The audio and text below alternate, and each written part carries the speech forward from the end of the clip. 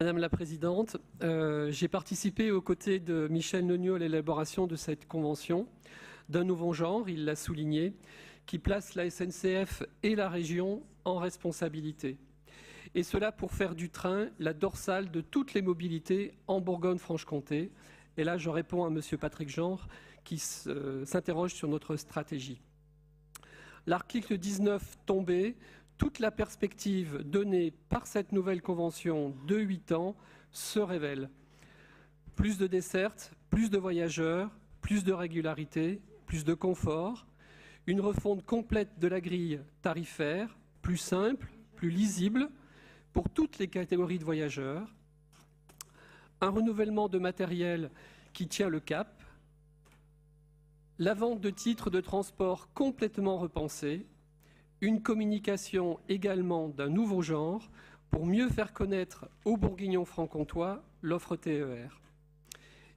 Également la trajectoire financière repensée. Alors cette convention ne répond pas effectivement à toutes les difficultés qui se présentent à nous. J'ai lu avec attention hier, par exemple, la lettre ouverte de la FNOT qui nous sensibilise sur la nécessité aussi de construire les dessertes dans une dimension interrégionale. Il faudra que, bien sûr, que l'on puisse y travailler. Deux réponses à proposer à l'opposition. À l'irresponsabilité qui nous est reprochée, moi j'oppose simplement la responsabilité.